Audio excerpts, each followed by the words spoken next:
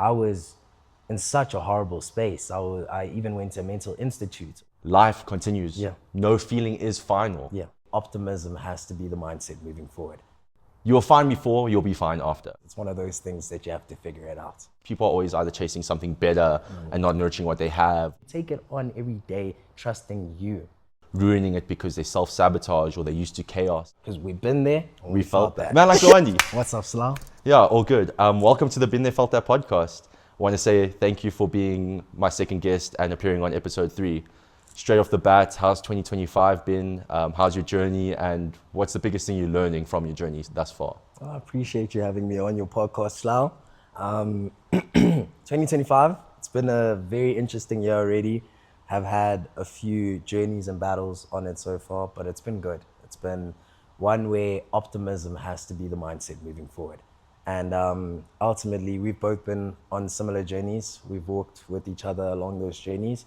And I think seeing myself now and seeing you as well, being at, like, maybe not say the end of the journeys, because journeys are always an ongoing process, but being at the points where we're at, just knowing that we're able to love where we're at, love ourselves, love what we're doing, have passion, purpose behind it all, that to me is more than anything else. So I would say the journey's been good, but I'm not gonna lie and say it hasn't been tough. It's most definitely been a struggle, but otherwise it's been good. 2025 has been good.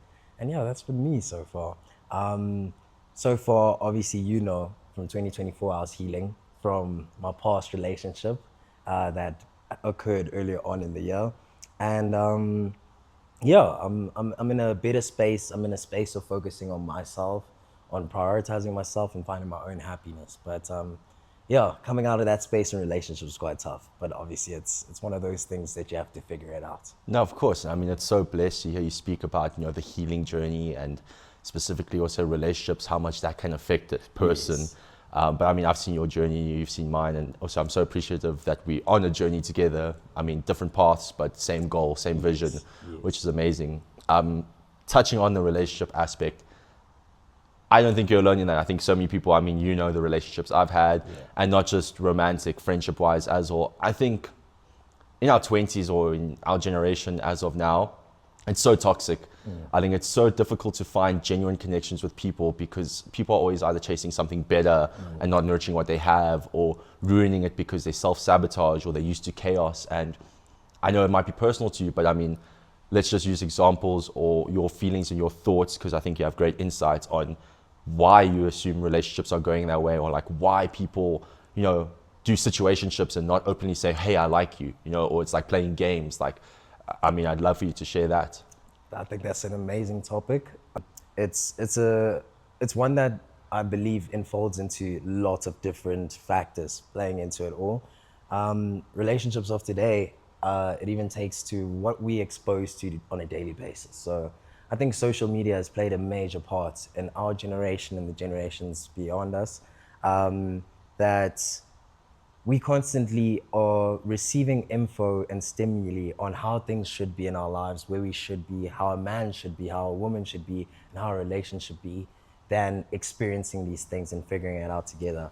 I don't believe that there's any form, be it from social media to be it on paper to be it your parents talking to you, your friends talking to you, that anyone knows how to navigate every relationship, every situation. I believe it's all unique and it's between the two people involved. Something that I believe for our generation that's ruined a lot of relationships or has caused us to not value them as much is the focus on self-love, because I believe in our generation that's been a struggle. Depression's been a major factor and aspect, anxiety that a lot of people struggle from, and countless other mental health struggles. And I believe within all of that, when we're trying to empower ourselves and empower each other, we're focusing on self-love. We're focusing on self-security, you know? And in doing that, in having those moments of empowering everyone else, others take those messages and they take it as self-love has to be my number one priority always, and regardless of what sacrifice, regardless to what degree. And I think that's where the struggle becomes, because we had a chat earlier on about selfishness and selflessness. And when you're in a relationship with someone who you're in love with, to your friends, to your family, whoever it may be, between you and that other party, there's always going to be a battle of selfishness and selflessness. And I believe for relationships, it's crucial to know that for that person, you would be willing to do anything in being selfless. But obviously, for yourself, with your own boundaries and morals and values, those are the things that limit you. But because you, as two individuals, may have similar values and morals, we're not going to have more conflict regarding, okay, where I'm self-restraining, or I'm picking me here. And I think the struggle comes through in a lot of people expecting others to treat them the way that they are or the way that they assume life should be. We sometimes take in principles of like how there is the saying, love your neighbor as you love yourself, right? Treat everyone as you would want to be treated. We take those as is, and that if we do those actions, we show love, we make jokes, we do this, everyone's going to appreciate us in this way, and this way, and that way. However, it's more about how you treat others.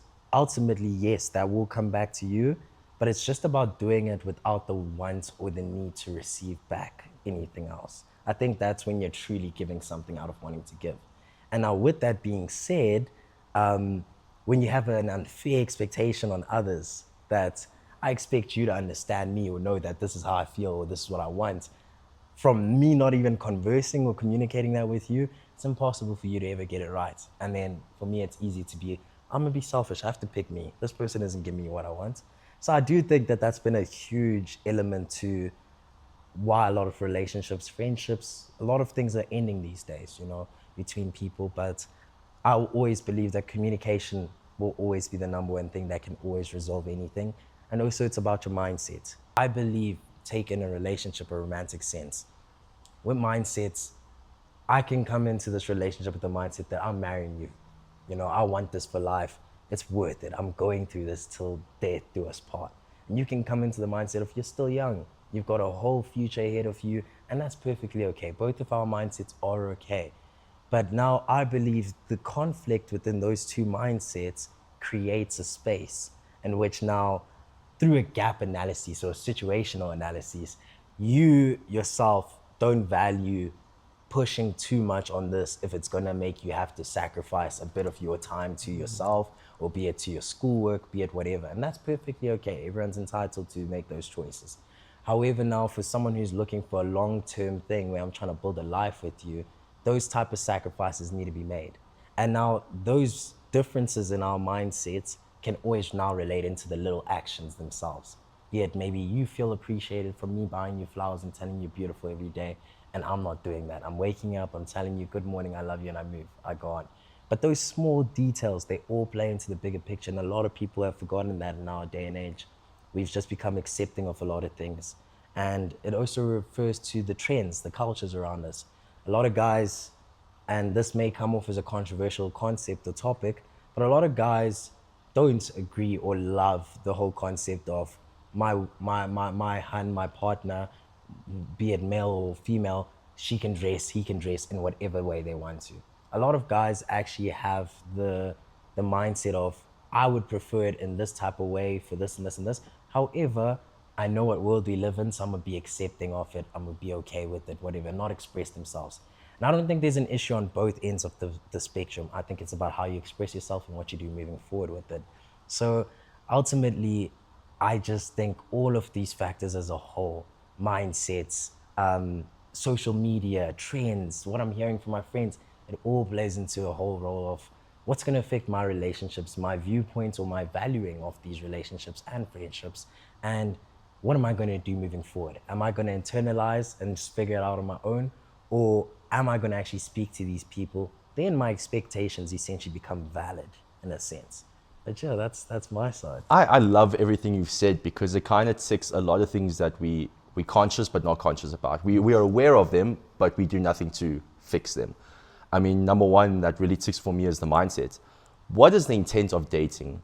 I think a lot of people are twisted of, I'm dating this person, or I'm having this person, or like there's too many options, right? But in my mind, and I know with yours, is I'm looking for a partner for like life, for someone I want to build a future with. Because then what's the point? Why am I wasting my time and wasting your time? And I think that's such a heavy culture that we're surrounded in. And I do believe that ties into social media because there's so many different like angles or ways you can meet someone or speak to someone, and it ruins it because this person portrays the way their life is. You chase the better. Oh, but they can provide. But can they provide? You don't know them. A big thing as well when you are saying the whole trend of going out. Yes. The way you say it, 100% agreed. Like for me, I would rather like a girl that's classy, like show back, not front. You know, if a dress that's open. But it's the way you got to word it, you know, it's the way of, I don't want to seem controlling. I'm saying it because I know how other people think, not because I think you are putting my trust or our relationship in jeopardy. Yes. By all means, dress how you want to, but I just know how other people are going to look at you, specifically guys as well. I mean, guys, we know they hunt with their eyes. And I mean, I've been guilty, changing and moving on to better ways. Yes.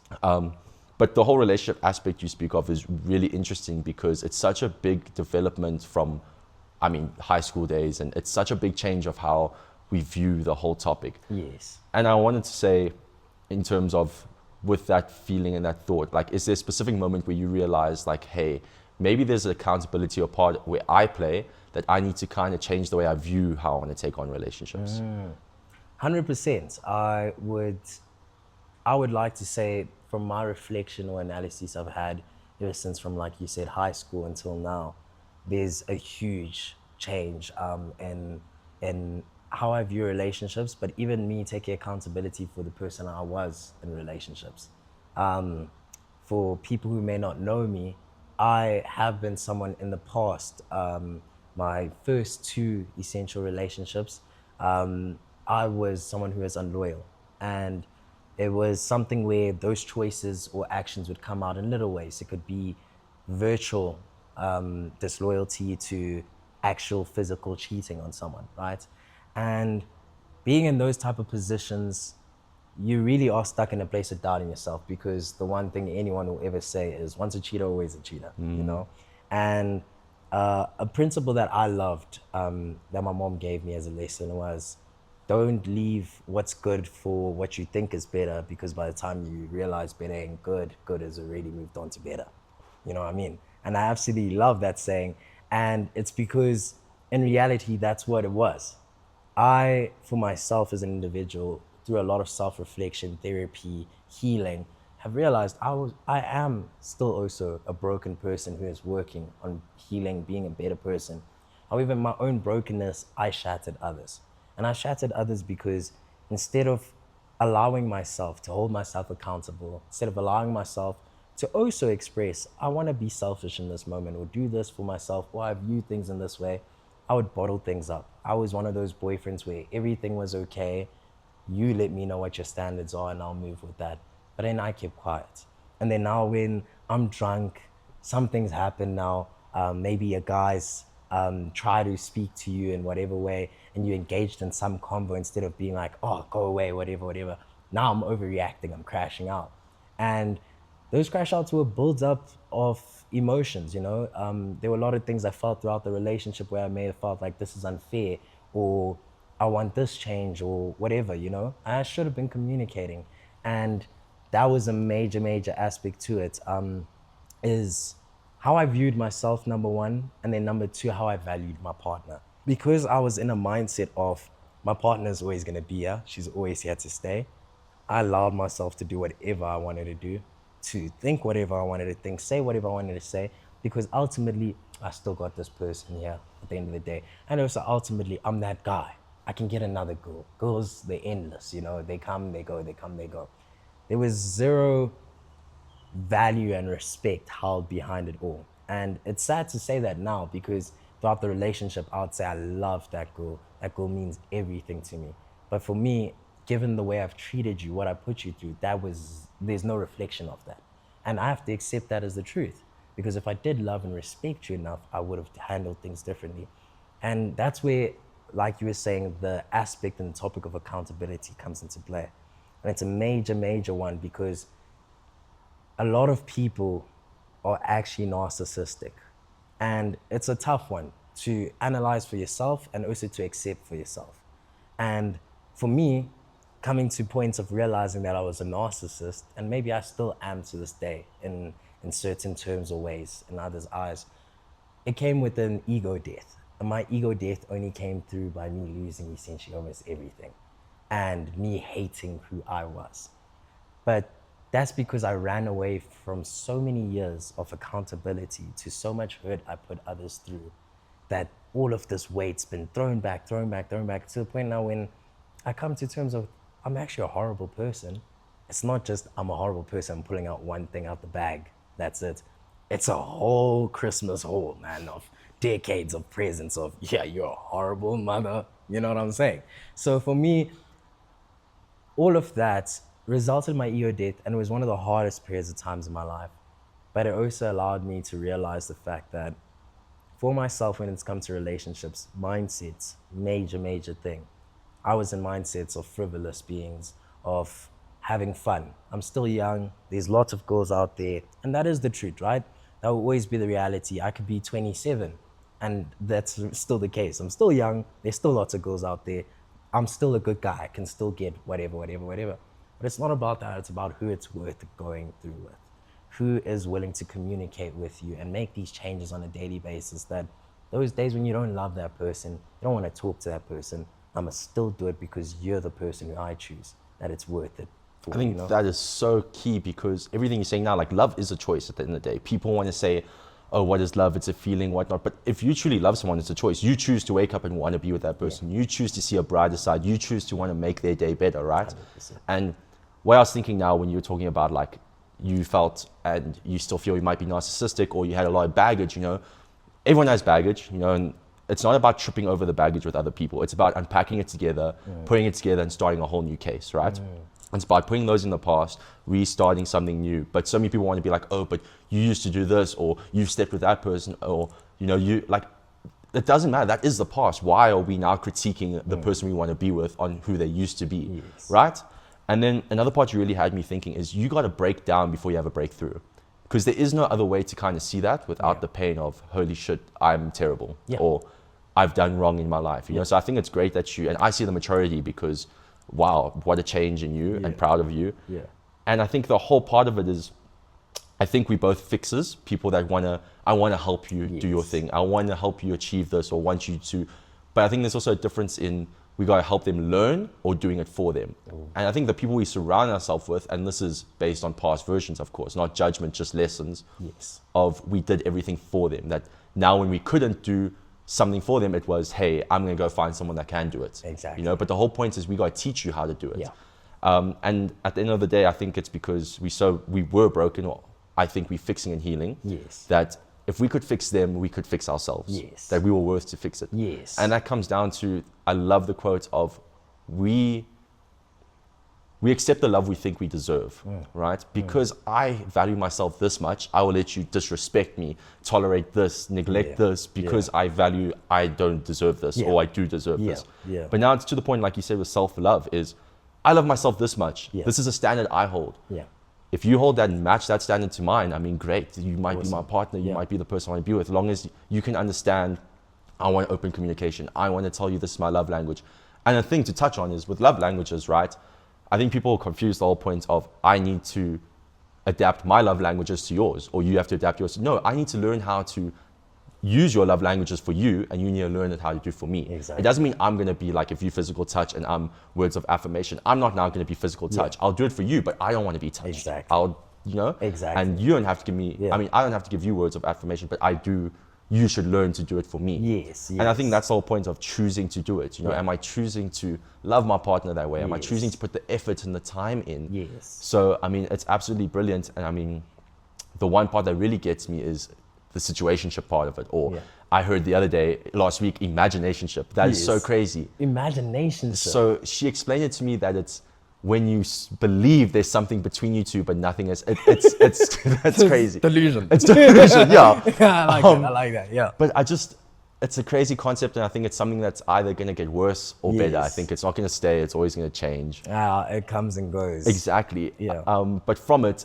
I love to lead into your healing journey from that, because that takes a lot of effort to look into yourself and realize, maybe I'm the problem, or how could I have done this better or wrong? I think a lot of people distract themselves. They don't heal, they distract. They're like, let me go get fucked up at a club, or let me go drink, or let me go party, or let me go get with this amount of people. But instead, dude, let me take some time for myself, figure out who I am, why am I doing these things, what do I actually want to do? Yeah. So just to touch, I mean, areas where you are comfortable speaking of your healing journey, I think people would love to hear the process of how you can move from being someone like that to the person you are becoming. Yeah, 100%. I think it's something I'd love to share, and I think it's something that hopefully will be able to resonate with everyone else, their own specific situations, your own situations. I even know from your journey, you've walked with me on mine, and just knowing that you've got someone who there's a sense of familiarity. Because I think in life sometimes, and this touches on the topic of depression, mental health,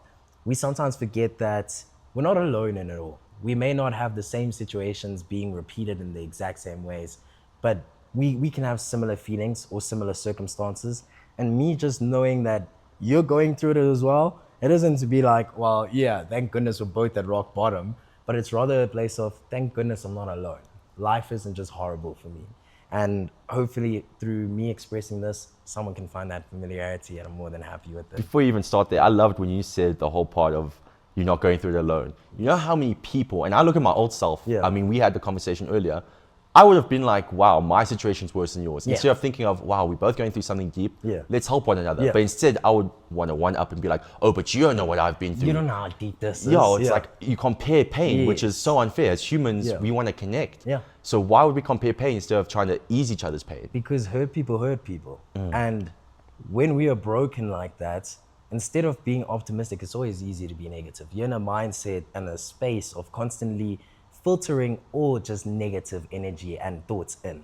I realized that even myself, I felt like no one loves me. You remember, we would sit at times in Pretoria in your apartment crying and talking about, no one loves us, no one gets us, bro. It's just us. Like, to be honest, no one. We had such a bad You victim know what I mean? complex. Yeah, we Like, really did. We had a heavy victim complex. And we were in that space, and I don't want to dramatize it like we weren't actually valid about what we were feeling and experiencing.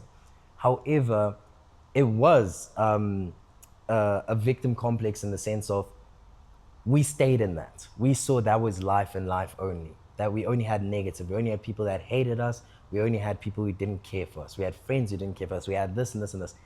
And it's so easy to actually live life like that. I realized that, to be honest, that's probably what the standard mode of living life is. When you actually realize how horrible and heavy and hectic life is, when you start to accept that as reality, it's tough. And it's something that's hard to actually look at it with an optimistic mindset. But once you get to a certain point, obviously, you're able to view it differently. And that's where we're at right now. And that journey has not been light at all for either one of us, for anyone, I can imagine. But the one thing that I can tell you as a general statement before I go more into depth on any traumas or things I've moved on from and whatever, is that you're always going to be healing. I don't think it's something that stops when you finally can smile or joke about things, or, you know, like you can now wake up, go do things you need to do, get in your routines and habits. Like, that's amazing. That's growth. That's you healing. But I think it's a consistent journey, because some pain and some heartbreak or heartache or whatever we go through, it's with us for life. And it's a part of our character. But it doesn't mean that's a negative part of our character. It's a part of our character that's shaping us to be even stronger. But it's also something that we walk with. It's something that we will still feel. You could still speak about your first heartbreaking grade 6, and you can feel some type of way. But you guys were literal kids. Dude, you but know? she chose my crayon. She took my crayons, not your crayons. Bro, I told her to sit next to me, though. Come on. You know what I mean? I get you. I gave her my marble, but like, you know, I'll remember that for life. Like, where's my marble, girl? And yet, at the end of the day, you're fine. You're perfectly okay. We can laugh about that. But maybe there's some form of like a little feeling of like, it's okay. I see how it is, Miss Jenna. Because I mean, trauma carries throughout any age until what I we mean? are, yeah. So ultimately, one thing I realized is it's a continuous process. And the moment you view it as that, it, number one, reduces the amount of weight that you're trying to put on yourself to get to a certain point. I love everyone, and even myself, having visions, having goals, having dreams, aspirations, purposes, everything. Have that set out. But give yourself the grace of knowing that you're human. Give yourself the grace of knowing that you're living in life. And already just existing on this day-to-day planet of Earth, that is more than enough of a victory. because there's number one, so many people that die, and there's so many messed up people in this world that you are ultimately still pushing to just try be a better version of yourself. That is 10 times more than probably what 50% of the population is willing to do. A lot of people are so self-centered and focused on them. A lot of us sometimes will look back and be like, how did the world get to this point? And it's literally just from people going through life and internalizing. Always just being like, this is how life is. This is just how it's meant to be. But nowadays, we have so many open support system groups, things like that, right? And I think it's something very, very beautiful. Yes, there need to be limits and boundaries to certain things, you know. Go and support those who want to just chill at home and be a table. You can't help someone that enjoys drowning. You get me? Yeah. But we can help those who want to learn how to swim, you know? And even if it's just introducing you to the waters, even if you're scared to just touch it, slowly getting you to accept that. And for me, that was a major, major thing. In healing, I had to let go of a lot. But what I had to let go of most was holding myself to my past, like you said earlier. And I loved how you said it. A lot of people always consider the present and, okay, how's this present going to affect the future, and this and this and this and this. And then most definitely, majority of the times, they'll always hold you to your past. And then you feel like you couldn't be human. You feel bad for being human because you experience life. It comes with it. It comes with making horrible decisions, even making the best ones. Because I mean, you are not your mistakes. You aren't. Exactly. People define you by those, oh, but the one time you did this. So I 100% agree with you. Exactly that. And if someone's able to limit you to that point, then you just know for yourself that that person's limited to their own mistakes themselves. Because how are you capable of becoming a better driver without practice? With your first lesson, you were not amazing. You made mistakes, but then how did you keep on getting there? Continuous growth and working at it. And for me, did your driving instructor give up on you from your first lesson to your last, to when you got your test? And yes, we can say it's about the monetary value. He's getting paid, right? However, that concept of not giving up on someone who's actively putting in the work to try be better is one of the most beautiful things that I had to come to terms with for myself. That's brilliant, because now that you put that analogy, like, yes, there is a difference of someone that will book 10 sessions to learn how to drive to someone that books only 2 or books 5, but I'll cancel because I don't feel like doing it. You are actually, that analogy is brilliant. You get me? Yeah. And it's a beautiful way to view things, in the sense of we all are on a constant journey of healing, of working on ourselves. Even the worst people in the world are on a journey of doing that. It's just about how dedicated you are to it, how committed you are, and that can come through your daily routine, right? You get up flipping early every morning and you work out, you set yourself straight, you read, you journal, and you get yourself to work. You get straight to it, you gym. To me, for example, waking up at like 6 a.m. is a joke. I will never ever do that in my life. And I really want to, and I know I can. It's about the choice, right? So how I started it was just by moving my wake up time that I usually would do an hour or 2 hours earlier, starting my routines earlier, things like that. I'm actively doing something that's incorporating my daily routine to make an ultimate major incremental change to a bigger picture, you know? So for me, it's not about getting things right when the big situations happen. It's always gonna be about the daily steps you take. When I first started therapy with our man, Mr. Opperman. Mr. Opperman. Mr. Opperman, the best of the best. I explained everything to him. I think I didn't even get to get through everything. You know how he is in his first session. I cried first session, just straight. He said one sentence. And I said, okay, like, you're my guy. And it's literally that. I got probably like 20 minutes out of whatever my stuff was, and he was like, okay, but like, why are you still stuck in that headspace? Why are you still crying about that? Why you still? And he's asked me so direct, and I'm like, you help me. What are you doing? Like, meanwhile, it's their way of helping. It's literally their way of helping. And the one thing therapy, Ian taught me even, was that of, it's easy for us when we were riding our bike, we were going so well, we were passing by these beautiful neighborhoods, amazing houses, amazing people smiling at us, waving at us, and then we fell. And we fell into a big poop mound of mud or whatever, right? And now we have our best friends standing outside laughing at us. And to us, this is all that matters. That moment right then and there, this is everything. This determines who I am. I can't ride a bike. I smell like poop. I look like poop. I am all of these things.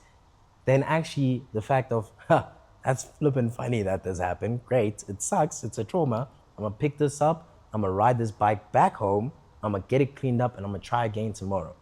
And Ian gave me this analogy of being stuck in a constant loop that feeds the same mindset and feeds the same hurts and the same pain. And me being uncomfortable and stepping out of that, even if it's just by breaking the loop by simply taking a walk every day for 10 minutes.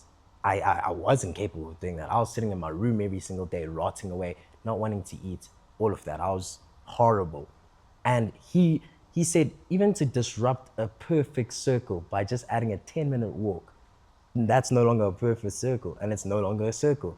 And eventually this circle is gonna unravel into a long line rope for you, in which you get to choose how you're gonna be moving forward, in the sense of, are you gonna allow yourself to reconnect again and allow this starting point to be your end point at some point again, and your end point to be your starting point, and it's the same cycle you go through in life, traumas, pain, how you heal, how you navigate things?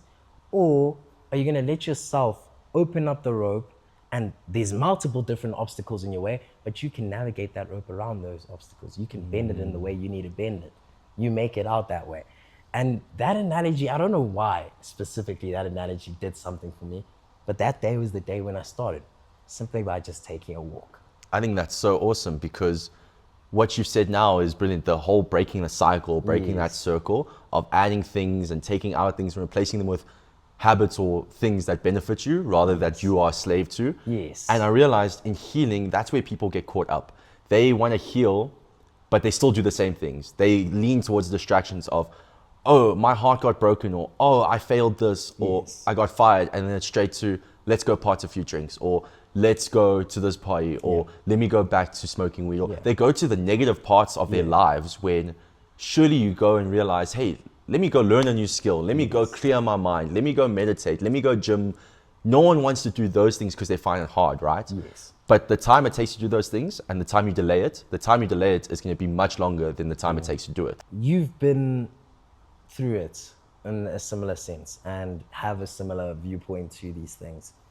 How has it been for you navigating through those traumas, not holding you back, and also not falling back into the same cycle you were in?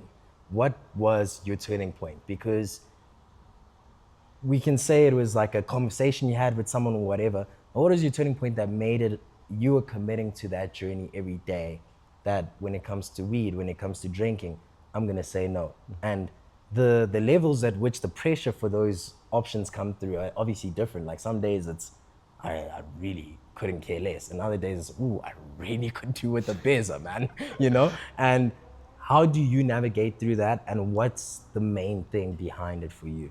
So my healing journey was like up and down, you know, and the reason I talk about healing versus distraction is because that happened to me. I mistook healing with my distractions.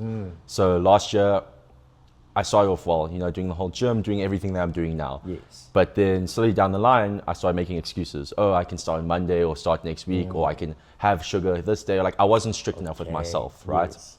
And I went back into the hole because I used to take photos of my progress for gym, or like I felt that I was doing better at work. And as soon as I got that comfortability of life is okay, I can miss out now, or I don't have to do this now because I can do it at some point. But that waiting period of time, or making excuses of not doing it, added up to a lot of stuff that missed. And then obviously break, a relationship ended, situationship, what you want to call it, had a robbery last year. Like those trauma pieces kind of made me realize like, hey, you can sink or swim here. Unfortunately, I chose to sink. I was the person that was, let me go back to eat, smoked every single day, couldn't go to bed without it.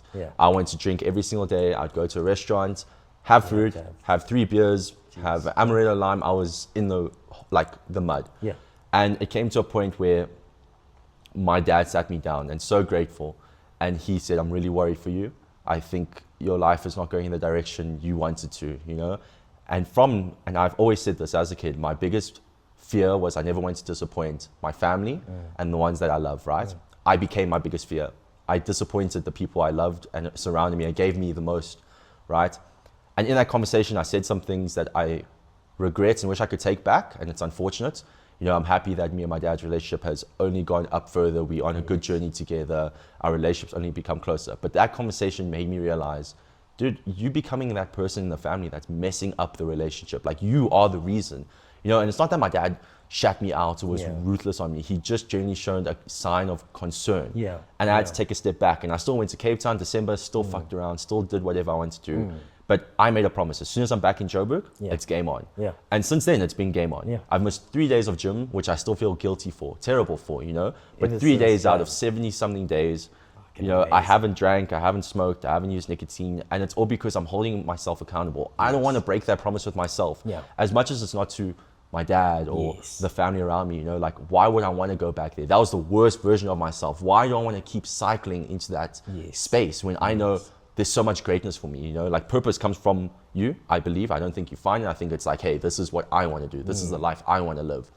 And the part that really also got me there was I was looking to people or friends or guiding myself, surrounding my environment with people that were living the life I didn't want. It was cool now, don't get me wrong. I'm not judging or hating on any party scene or the way people live their lives. For me, it was just detrimental. The way I abused it, it wasn't in moderation. Yes. So to continue with the journey, I just hold myself accountable in terms of whatever I say I'm going to do, I'm going to do it. Okay. You know, if I say I'm going to wake up at 5, I'm going to wake up at 5. If I do not, you know, that's already, trust is gone. Yeah. Because then how am I going to expect you to trust me if I can't even do trust it for myself? yourself. I can tell you by all means, yeah, I'll see you at 6, right? But what happens if I know I'm not going to be up at that time? Yeah. So it really did come from that one turning point of realizing I became my biggest fear. Yes. And ever since then, of coming to that conclusion of becoming your biggest fear, how do you, number one, gauge the fact of you making progress away from that?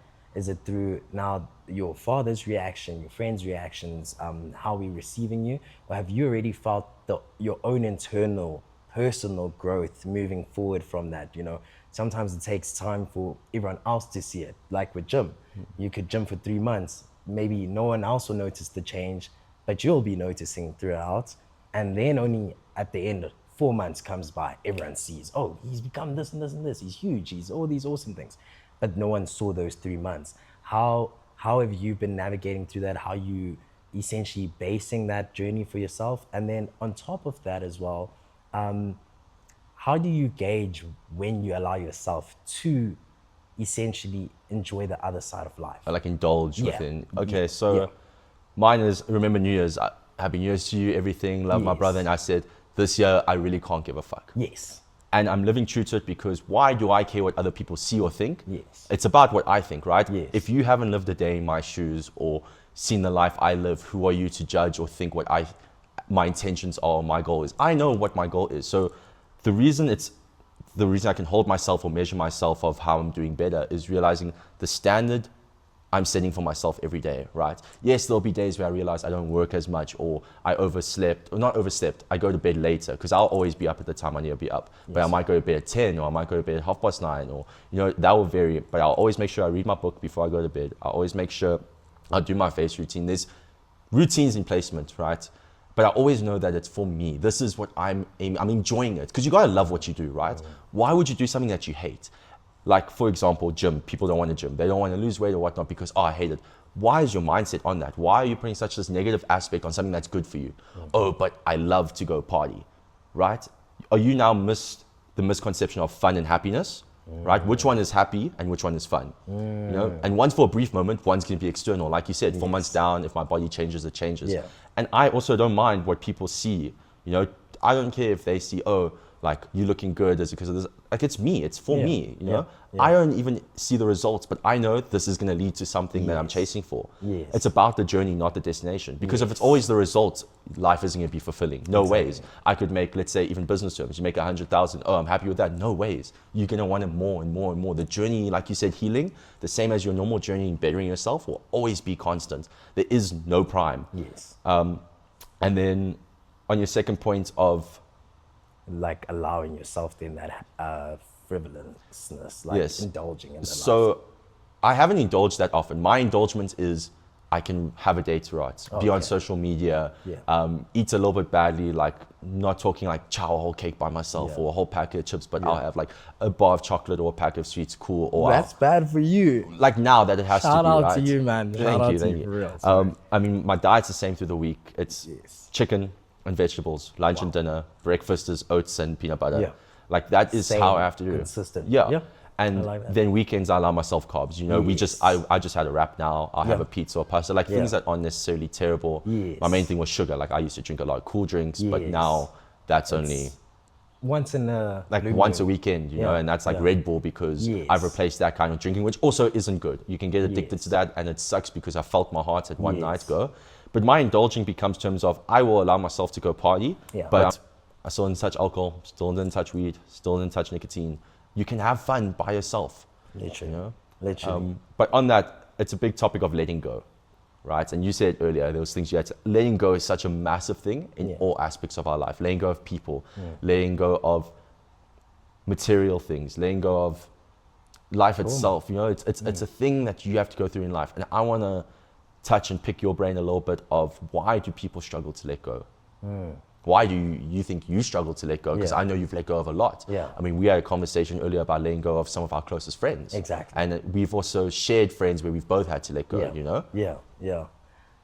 Ooh, that's a heavy one, eh? And it's a tough one because letting go comes in different ways. I think one of the toughest parts, I don't think there's ever an easy way to let go, but what I do think is that there are easier ways, like levels, like there's kind of levels to it in letting go. I think the hardest part of letting go is based on the reason as to why you have to let go. So I'm gonna just use a few examples from my own personal life and then just try to apply it as well to generalize to everyone. But that's the point of this, you know, it's Exactly. we're sharing our experiences to hopefully resonate. Exactly, Yeah. because we've been there and We felt that. My dog. So yeah, like when it's come to, let's say, me and my father's relationship hasn't always been the best. From what I was told, because I don't have a lot of memory from when I was young, like until like 6 years old. So I remember shit from 6 upwards. But other than that, I don't remember much. And I remember me and my mom were having lots of combos of like how I used to be as a kid and how obsessed I was with my dad. Like I just wanted to be like my dad, right? And I think it's one of the most beautiful things for any boy to grow up with a father and to look up to their father and all of those things. When my parents got their divorce and everything like that, that was around when I was 6, 7, around then. And it was chilled. He was still coming by, putting in effort, all these things. Amazing. Absolutely love the man. It was from grade 6, 2013, I believe. No, 2014. My mom was diagnosed with breast cancer. And with her being diagnosed, she obviously had to go in for chemo, for surgery as well to remove the lump tissue mass and everything. And they had to bring me and my brother in after school to explain it to us. Like they had like the kids' doctors so they can make it make sense to us. And I still didn't understand. I won't even lie. I was quite slow as a kid. So I was just like, la-di-da-di-da, and can I have these fizzes or what's happening? You know what I mean? Like, cool, mom's in hospital, can I get a sweet or what's up? You know? And I gripped my sweets and whatever. And I remember after that day, the ride home was weird. It was kind of like, because my mom stayed at the hospital that day. Dad took us home. And it's kind of weird because like, my brother is usually never quiet, especially like when it comes to my father or just in general. But for once he was in a sense, and I was too. And I didn't know what I was sitting with. Move forward on, everything goes down with my mom having cancer. She's good, thank God. She survives, all goes well. And throughout the time period when she was gone from home for like over 2 weeks to a bit more, when she was in hospital, my dad never came by once because at this point, obviously, they separate houses, everything. We stay with my mom. So our helper was taking care of us all this time. And something for me, I didn't deep this at this age. These are things I only come to terms with now later on. But this is just one of the small things where with my pops, it added to why it was easy to let go of him was because the young boy in me then was looking for his father to comfort him, to be there for him, to support him, to guide him throughout all of this, love me, you know? That was one thing I always searched for. Until I would say from 2 years ago, it died completely. I don't have a single bone in my body that searches for acknowledgement or approval from him or from anyone, to be honest, but like mainly, specifically him. And I remember when I made the choice to cut my father off and let go, it was one that was out of anger in the moment. And in that moment, it was the toughest thing to do because I was just upset about the situation I was in. This was back when I used to drug deal and things like that. And it was a tough one because I felt isolated and alone, as if he wasn't on this journey with me, or as if we went on certain things together, whatever the details were. And now when I'm standing gunman at the end of all of this and I'm asking for his help and he's telling me I need to get hospitalized, it was something where I realized that I've been searching for validation, some form of acceptance and approval from someone who is my biological father, but not my dad. You get me? And for me, that was what shifted it all. But that was a painful letting go in an easier way because I had so many years of dealing with it, tolerating it, that I was, by the time it happened. Would you say like there was more reasons or signs of why you should let go? Yes. So there was more, and I think that's also what made it easier, is it was more logically and emotionally valid to let go than it was to stay or to look for things from him. But then take now my past relationship I recently came out of, it was a tougher one to find reason that validated letting go, given because she could, number one, do the whole comparison thing of, oh no, but when you did this, I still stayed, I fought for you, all these things. And then also on top of that, all the sacrifices both me and my ex had made for each other, and be it cutting people off, be it making choices on moving forward. We were gonna move to France together, remember, at some point. Like, all of those things, all these sacrifices, all these choices, it was something very beautiful. But in letting go of someone when you lose them in a way that you have zero control over, you hurt over, you have questions that you can't get answers to and things like that, assumptions being made on your name and statements being made or whatever, that type of hurt was more for me because throughout the relationship, I held things in, and there's feelings towards friends, towards her, towards family, everyone, because I felt like I didn't have the space to speak about anything. Everyone was always coming to me about how my ex isn't okay as a person and how I shouldn't be with her. And I never really had time to feel for me and to actually spend time and think about how do I feel in this relationship, then I am spending more time defending it and convincing myself it's worth it. So when I came out of it, feeling the hurt and pain that I was carrying, it was a weight that was really, really a lot that I hate feeling. That's why I try to avoid relationships, because of that weight. But it was something that was also beautiful, that I was capable of being hurt and loving someone so deeply. I was going to say now on 2 points of that. One, for anyone that is struggling with a breakup or some sort of miserable part of their life, feeling missing or feeling pain means you had something good, or you had a feeling of... Exactly that. Yeah, you had a feeling of something amazing, right? That second point of, do you believe letting go of that feeling or that weight is because you were so familiar within it, because you knew that feeling was so consistent, or because you knew the outcome of it? Yeah. Do you feel like that was harder to let go of? Yes, 100%. That is something that I've always ran away from.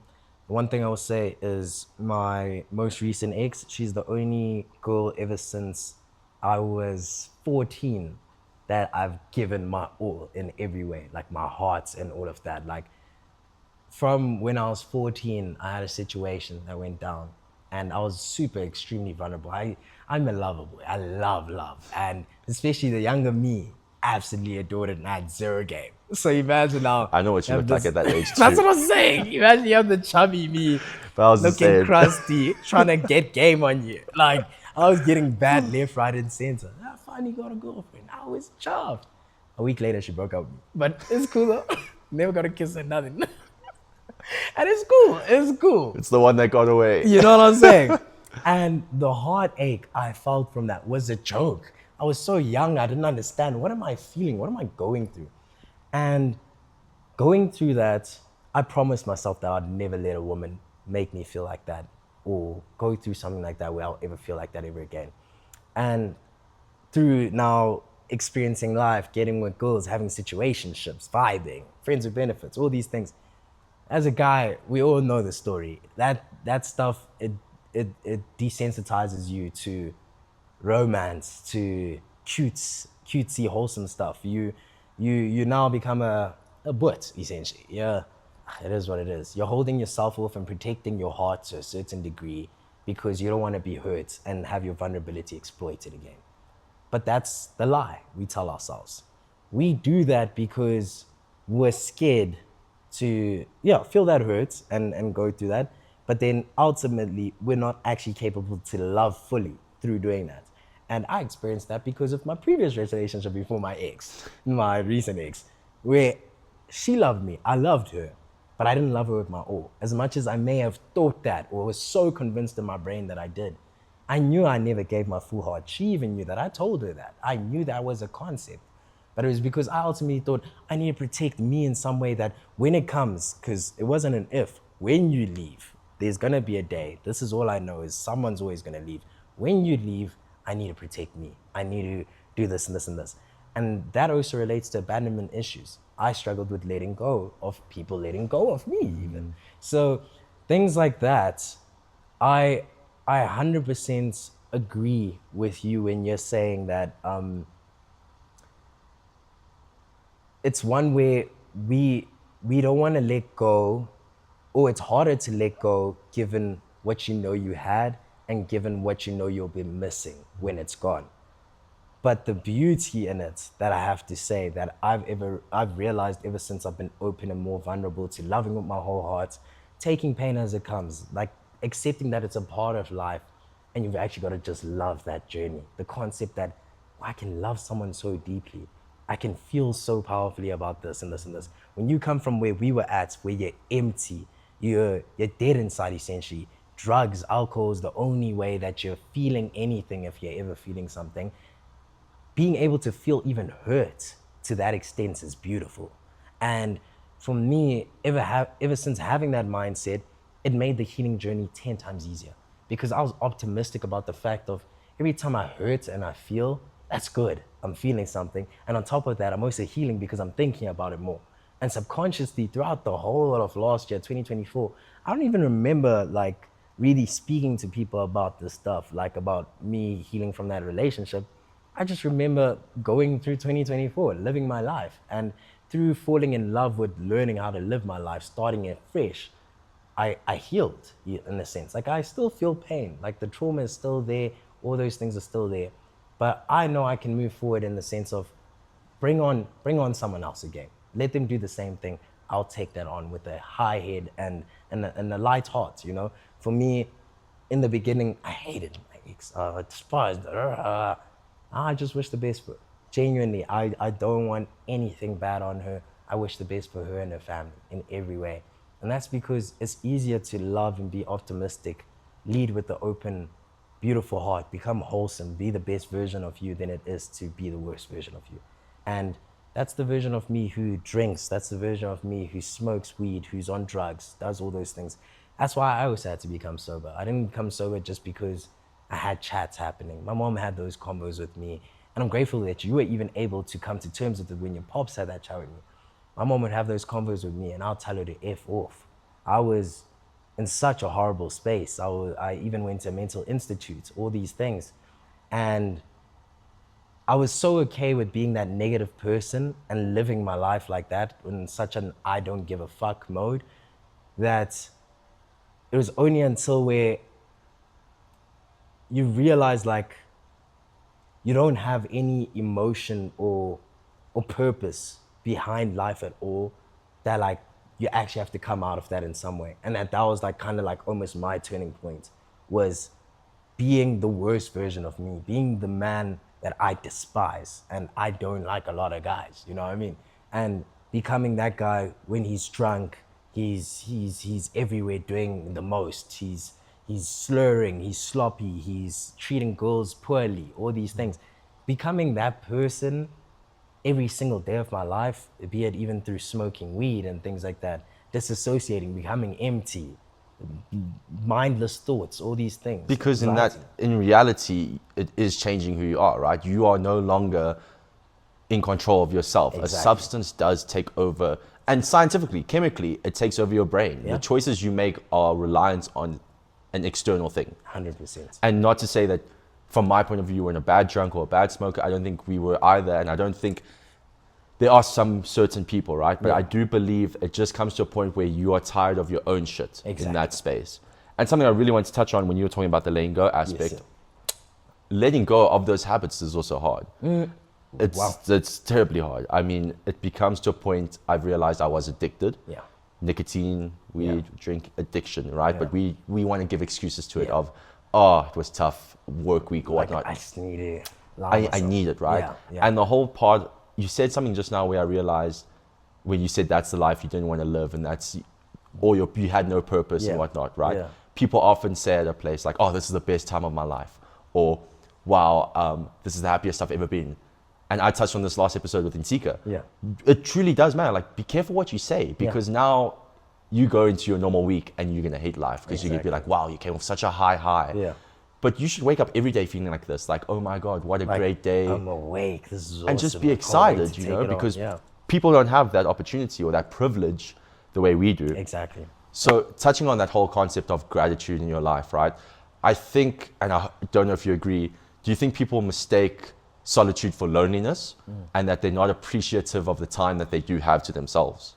I think I 100% do agree with that thoughts, that concept. As you even expressed and explained to me, solitude is the physical state and being by yourself, and loneliness is the feeling. But sometimes what actually happens is a lot of people mistaken loneliness for them not actually understanding, or what's the correct word, analyzing and interpreting their current feelings. So a lot of the time, some people may feel like they're lonely, but it's just for that moment because maybe someone didn't send you a message or whatever it may be. But that isn't true loneliness. And also at the same time, I always used to question myself between, is loneliness reaching the goal of absolute liberty and freedom? So when I say that, I mean it in the sense of loneliness or solitude, as we've been saying. You're by yourself. You're good with you. You're at peace with you. That's what the ultimate goal should be with it. But now the aspects and elements come into it of, okay, you don't have certain people around you that you're speaking to certain people, all these things. But when you've reached that point of being okay with that, is that loneliness or is that peace? And that's something I always like to think of. However, I ultimately think the loneliness, the solitude, it all plays into a role based on what are you doing in your daily habits? What are you doing for you? Spending time with yourself. What is spending time with yourself? How do you define that? For me, my definition of spending time with myself on a daily basis is simply taking my dog for a walk every day. I take him for an hour walk. We do 6 to 7 Ks at the river. And throughout that whole time period, I can sometimes walk with my earphones in, sometimes earphones out. And I'm just thinking about me, my life, how are things doing. I'm doing a self-check-in all the time. By the end of the evening, when I'm calming down, powering down, I'll read my book, Power of Habits, and I'll also journal. But I prefer to do voice memos because I don't like writing as much. And I'll instead just fill up my phone with a bunch of voice memos, just talking about where I'm at, whatever's on my mind. That in itself is me even taking care of myself, even without subconsciously being aware of it or consciously being aware of it. It's subconsciously happening consistently by me identifying and acknowledging the same thoughts and feelings that are happening in me consistently and actually allowing them to be real, validating myself. But validating myself doesn't come by invalidating your feelings and what your experience is or what your perspective is. Because as we were touching on this topic, right now I'm going through a process of pushing away from my main close friend. I could take that as I'm alone. I am the loneliest person. I'm sad. I'm a lone wolf. I'm meant to do it by myself. However, how I've taken it on as currently right now in my journey in life and where I'm at, I am meant to walk this path alone currently. Doesn't mean I'm gonna walk the path alone forever, But right now, their journeys, their views, their goals, they don't align with mine.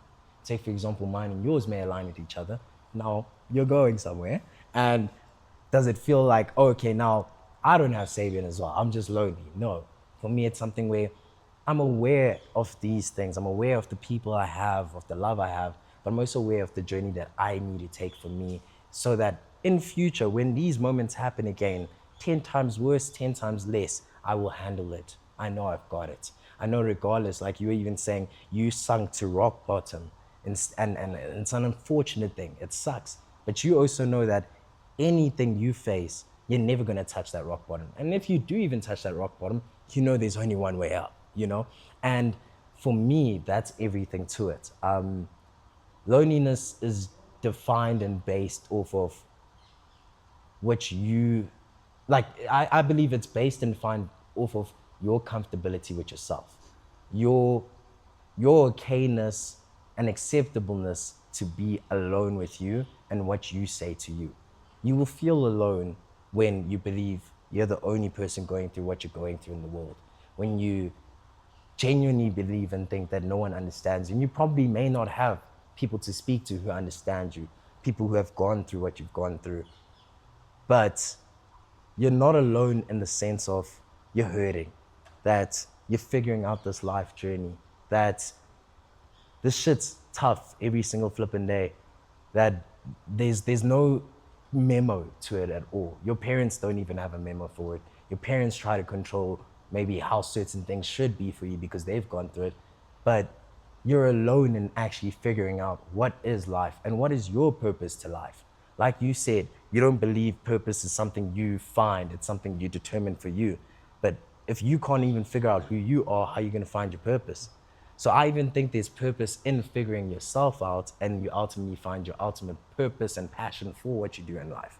And the moment you have figured that out, it just comes in the small little ways of things. I think something a lot of people don't take time to acknowledge is the fact that the minuscule incremental habits we do on a daily basis will always have a major effect to who we are and who our character is. And especially for those people who are struggling with depression, anxiety, any mental health thing, the one thing I always want to say to anyone, having been in that position myself, is start by changing something small. You know, I had to start by at least trying to wake up earlier. I had insomnia, so I would sleep late, wake up late. But at least trying to wake up earlier, burn more energy throughout the day, will allow me to sleep earlier. And now, just start doing 10 minutes in the sun as an exercise. Just anything, whatever it may be. You're walking, you're kicking a ball, you're doing anything you want to do. That vitamin D exposure, it helps as well. I'm pretty sure everyone's aware of these things.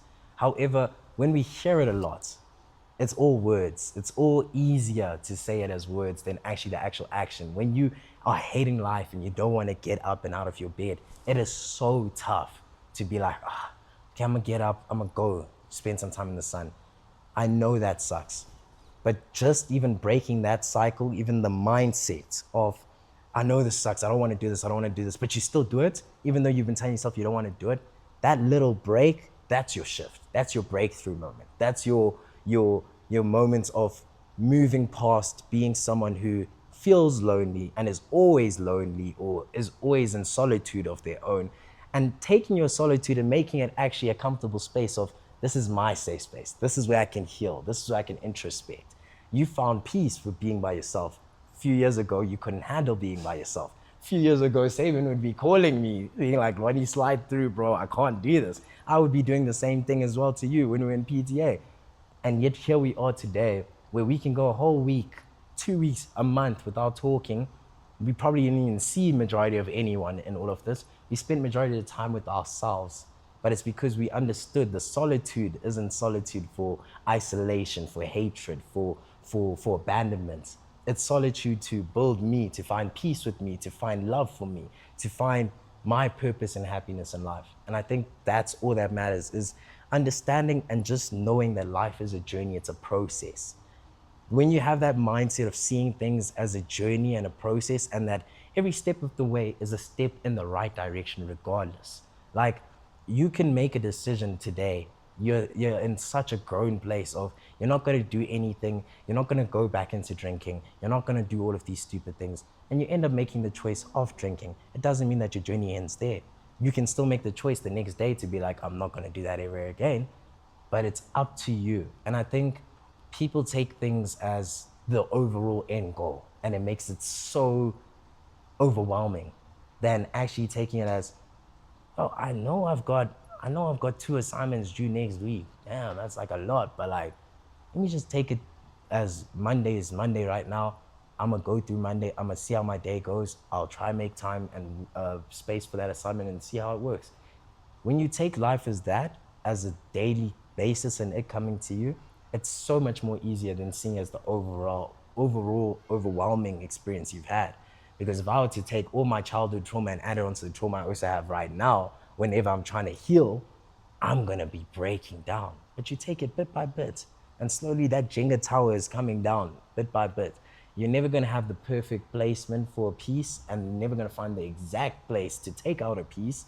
But what you do know is you can take out a piece and you can put it on top to help you build up, or you can allow yourself to break down and leave yourself in a confused mess.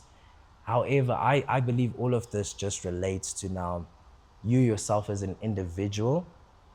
Where are you with how you handle things like failure? Where are you with how you handle things like your obstacles and challenges coming in your life? Do you see that as something threatening, overwhelming, and you rather sit down, let it consume you? Or is it something where it wants to shoot you into action? And even if it doesn't shoot you into action, are you still someone who's going to make the choice to do something about it? And the choice can even just come by understanding what the problem is. There's a beautiful quote that businessmen make. I can't even tell you who specifically, but they always say, majority of the time, to figure out the solution to a problem that any company faces is just by correctly jotting down the problem, listing what the issues are, the short-term and the long-term aspects to it, and then what you have to address for yourself in researching wise. Other than that, the rest is essentially solved. The rest you will get by answering these questions. And I see that as life as a whole. You can't let every situation that comes your way, every person who's negative, bring you down. And there's so many different places where we can talk on those factors. Us being people of different ethnicities in a country where being a different ethnicity is a huge difference. It's not major to this day to the extent it used to be, but even that, if I receive negativity from someone on the side of the road, even on my way here, I received some from this lady driving past me. And if I let that determine my life, and I let that hold weight onto me of, wow, I can't move past this, or I can't break this down, or I can't even process it as, why does this bug me? I will be stuck in a place of hatred towards white people, for example, or white women, or that lady specifically. When I understand that she has her own life, she has her own things going on, and her reaction is never a reflection of who I am, why do I care about what she has to say about me? It's peaceful. I let go of her with a smile. When she was flipping me off, I was like, bye, I'll see you. I think this is so great, like the amount of self-awareness you have. Yeah. And I think that does also stem, like you were saying, the solitude and loneliness. Yes, sir. I think people mistake loneliness to me is I have no one. I'm literally by myself. My family's not around me. There's no friends. To me, that's loneliness, right? Yeah. And people mistake loneliness because you don't have a romantic partner or you can't see your friend. But really, you know, the most important relationship you should have, and I emphasize this in every aspect of my life, is yourself. Because that's the majority of the time you're going to be with. Did you really expect through life you're going to still room with the same person? You're going to share an apartment with this person or have a family here? Or there's going to be a period of your time where you're going to be just you by yourself. Yes. You know? And I think growth is lonely in general. And it's lonely because there's different chapters for each person. One person's on level 1, one person's on level 2. So you're going to be lonely through those phases. And what's so beautiful about, let me change the term from loneliness to solitude, is I've actually worshipping my peace so much. Because now if you are costing me or something is costing me my peace, it's not worth it. Yes. And I think people are so scared of that because they're scared to lose people or they're scared to have that sense of I've only got my back. Yes. But in life, is that not all you should have, is your own back? Yeah. And something you were speaking on now on falling behind and like the journey not being over, 100%.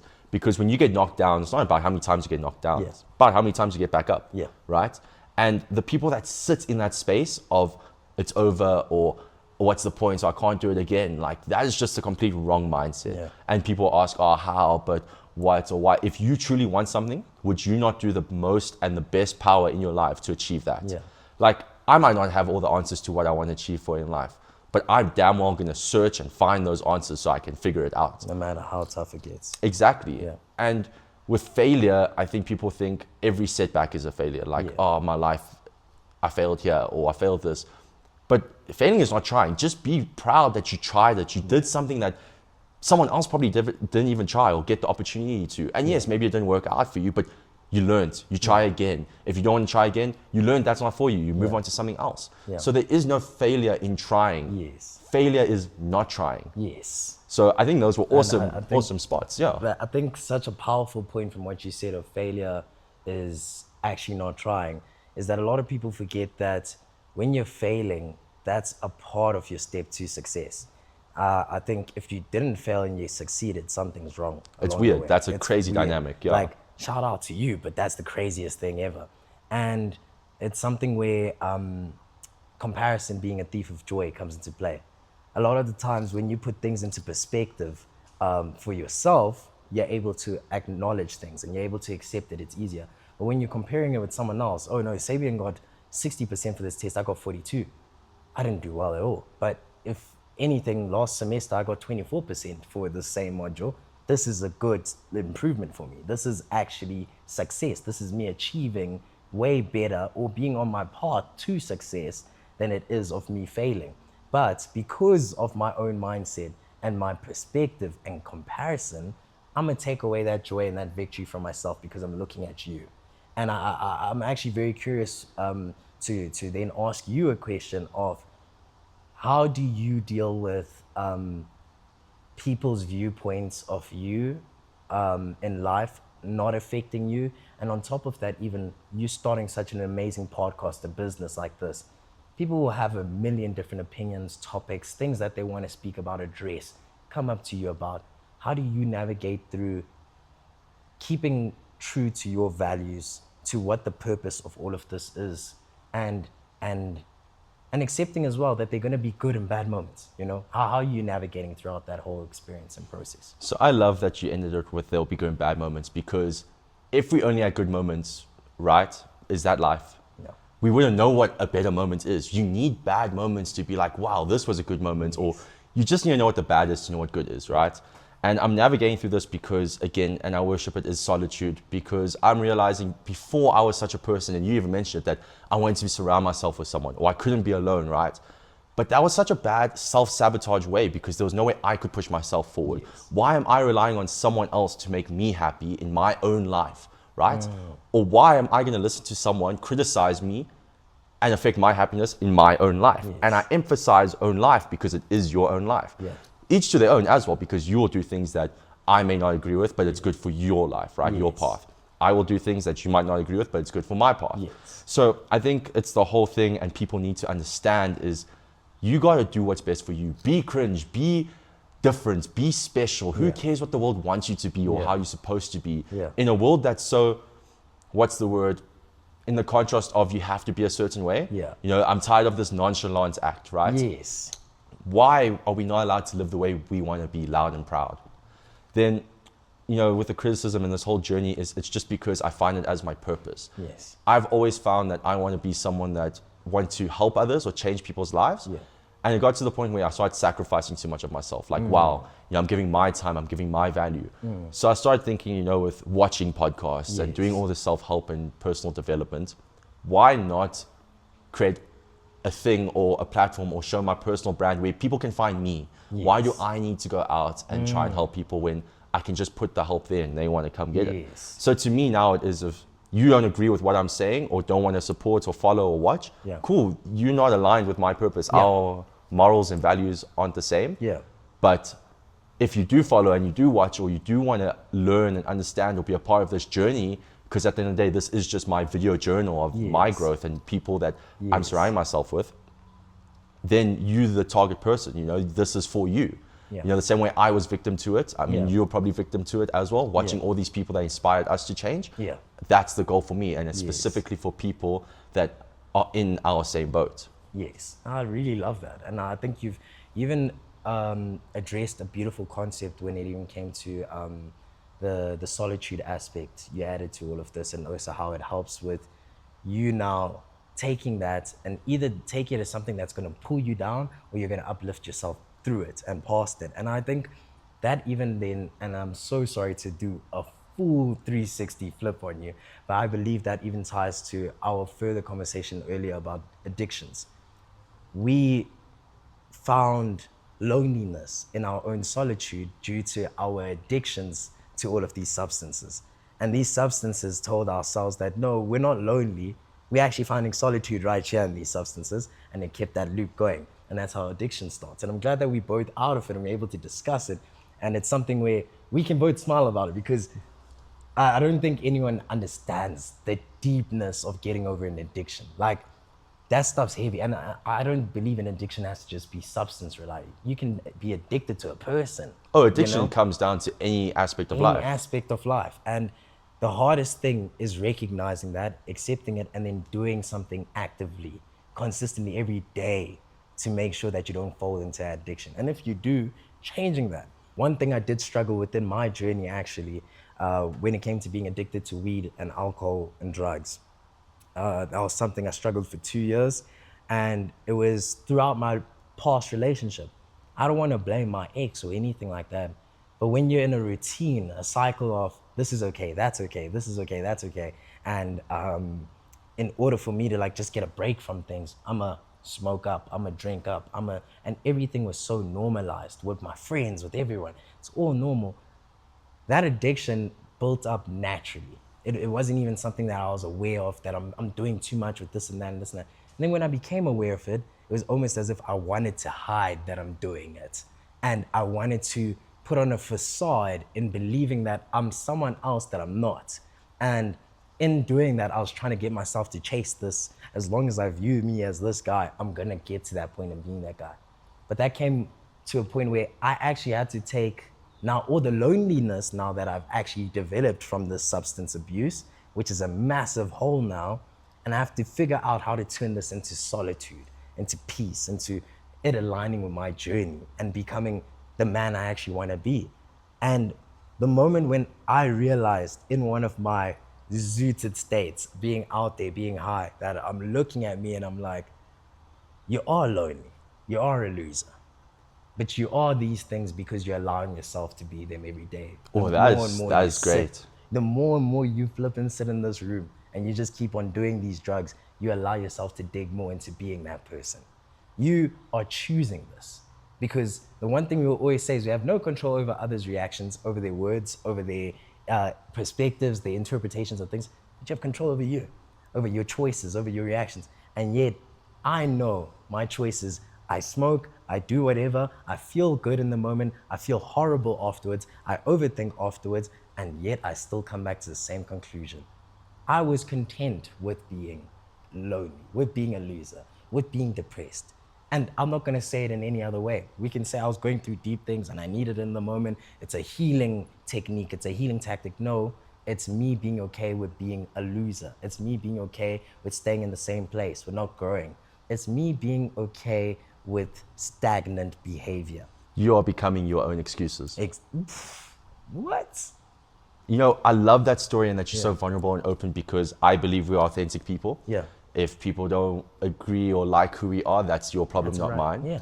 And what you've just said now, right, is, I'm pretty sure you've heard it and I love it, and I'm just quoting it, is what you're not changing, you are choosing. And everything you said now is that, right? We chose to put ourselves in that position. And I'm happy that you admitted that you came to that self-realization. To me, it's people, and this is in the least judgmental way, because I know people take time on their own path. Yes. But it comes down to, you can't do the same things and expect different results. That's insanity. You can't get your dream body if you're not gymming. Yeah. You can't get over a breakup if you aren't healing. Yeah. You aren't gonna make millions if you're not working. Yeah. You know, but people magically think that, oh, it's given to me. Yeah. Or I'll have a breakthrough or Yeah. I'll win the lotto. Yeah. You know, it actually comes down to choices make up your day, your days make up your weeks, weeks Yeah. make up months, years, it makes up your life. Yes. So I 100% agree with you, and I think it's such a beautiful thing because people now want to put that blame onto the reason of their happiness. Yes. That the reason their life is so filled of unfairness and that they Yes. can't be happy and that happiness doesn't exist. Yeah. So on your terms and coming to the closing thoughts and final discussion of the episode is true happiness, what is it to you? That is a beautiful, beautiful question and a beautiful statement to engage in. Before I go on about myself, I'd love to say that from what you just said now about how people expect it to change without them starting it themselves, even with them starting, I believe people expect it to change. They expect because I did invest a little bit of time and I went to the gym 3 times this week, or even 2 times this week, or once, that I should see change. But they don't see it as the overall principle of setting the habit that in order to get to that point, I need to do it every day. And for me, that leads to now what true happiness is.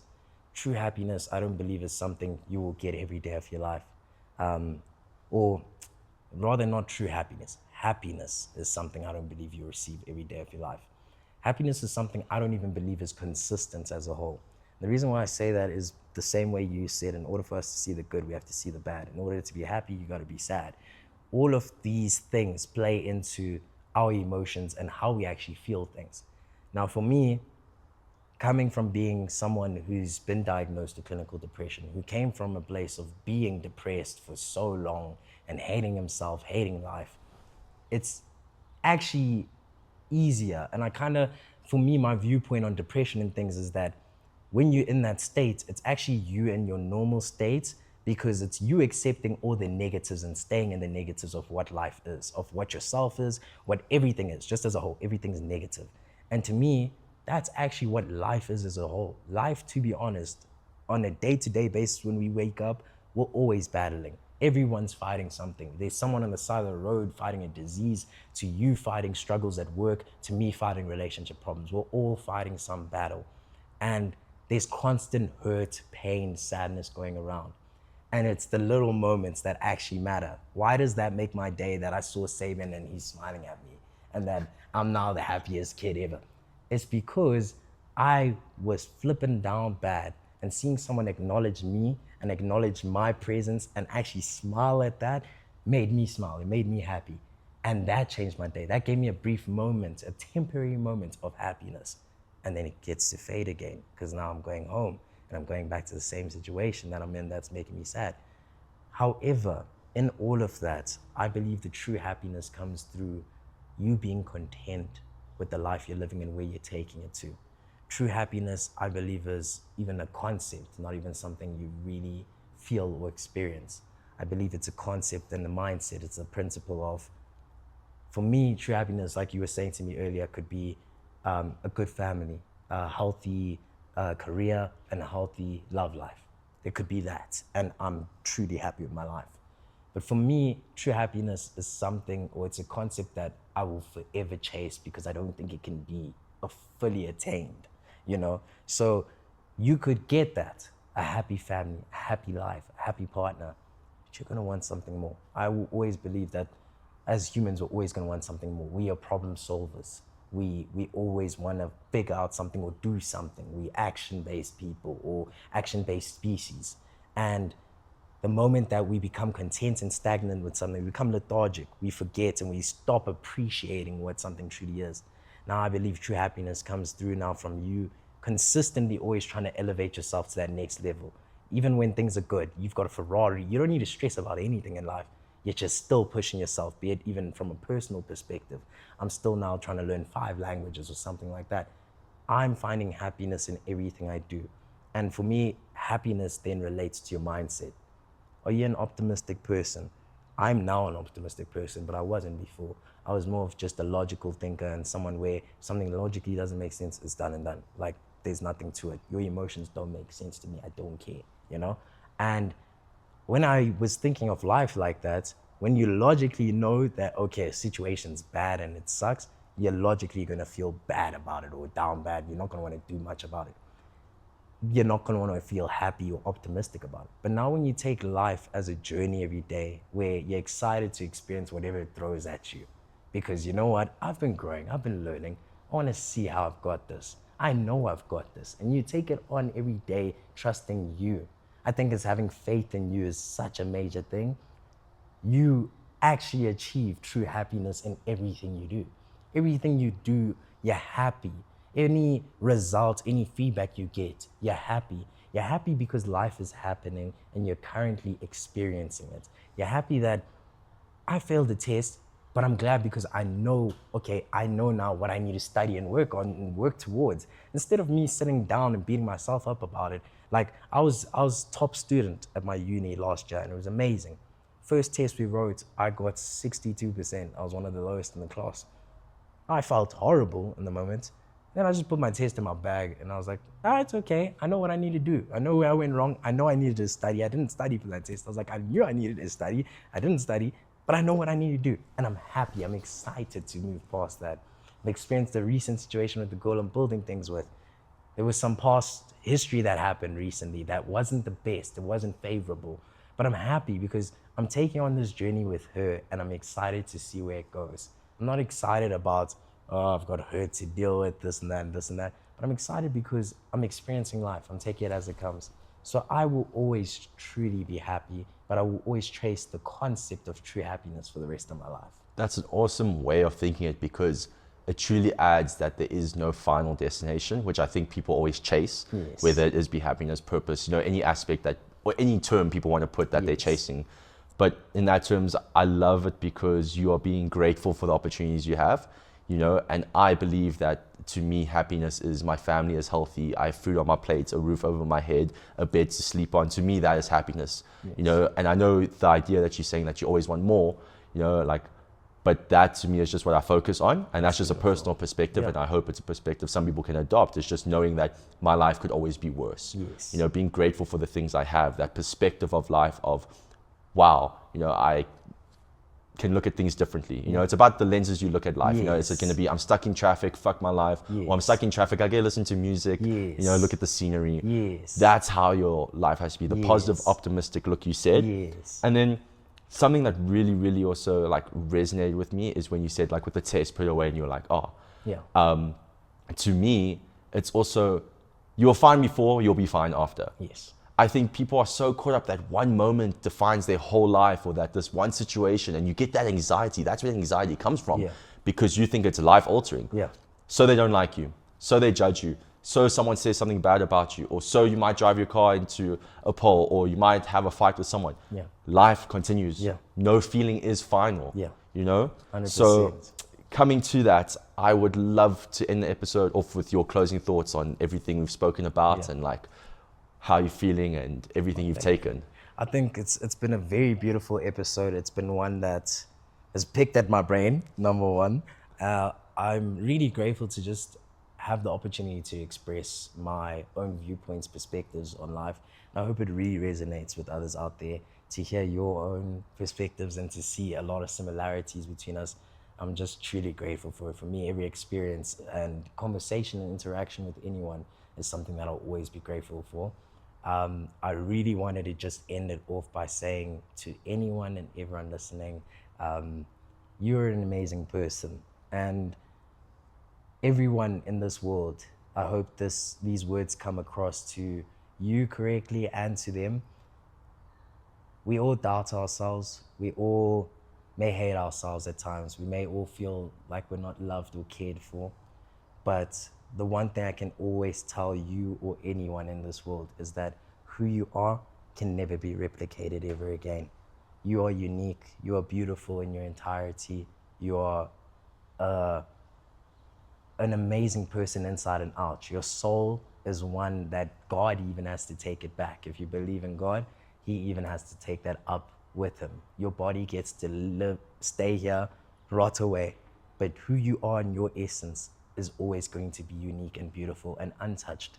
Never let anyone else drown out your light.